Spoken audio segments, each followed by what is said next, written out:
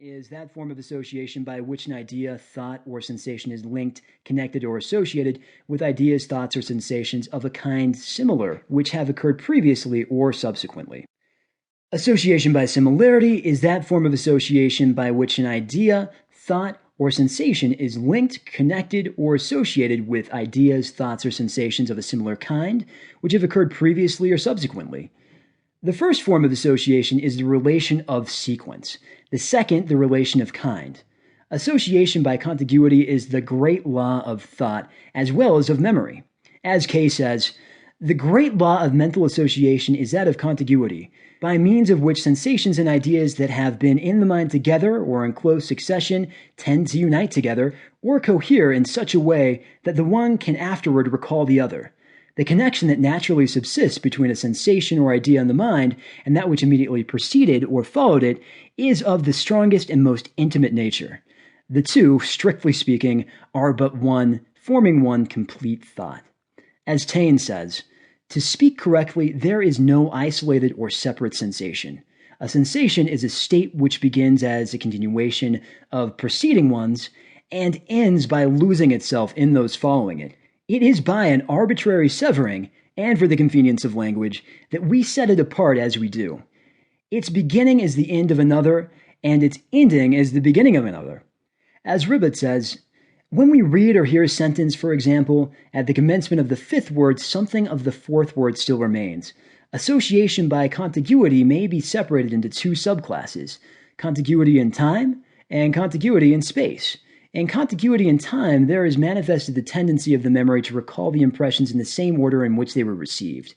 The first impression suggesting the second, and that the third, and so on. In this way, the child learns to repeat the alphabet, and the adult the succeeding lines of a poem. As Priestley says, in a poem, the end of each preceding word being connected with the beginning of the succeeding one, we can easily repeat them in that order, but we are not able to repeat them backwards till they have been frequently named in that order. Memory of words or groups of words depends upon this form of contiguous association.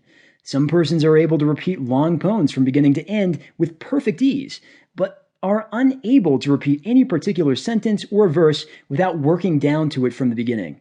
Contiguity in space is manifested in the forms of recollection or remembrance by position. Of association by contiguity. By remembering the things connected with the position of a particular thing, we are enabled to recall the thing itself. As we have seen in the preceding chapter, some forms of memory systems have been based on this law. If you will recall some house or room in which you have been, you will find that you will remember one object after another, in the order of the relative positions or contiguity in space or position.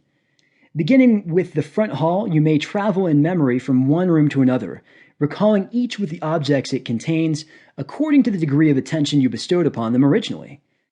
It is on this principle of contiguity that mnemonical systems are constructed. As when what we wish to remember is associated in the mind with a certain object or locality, the ideas associated will at once come up. Or when each word or idea is associated with the one immediately preceding it, so that when one is recalled, the other comes up along with it, and thus long lists of names or long passages of books can be readily learnt by heart. From the foregoing, it will be seen that it is of great importance that we correlate our impressions with those preceding and following. The more closely knitted together our impressions are, the more closely they will cohere, and the greater will be the facility of remembering or recollecting them. We should endeavor to form our impressions of things so that they will be associated with other impressions in time and space. Every other thing that is associated in the mind with a given thing serves as a loose end of memory, which if once grasped and followed up will lead us to the thing which we desire to recall to mind. Association by similarity is the linking together of impressions of a similar kind, irrespective of time and place. Carpenter expresses it as follows. The law of similarity expresses the general fact that any present state of consciousness tends to revive previous states which are similar to it.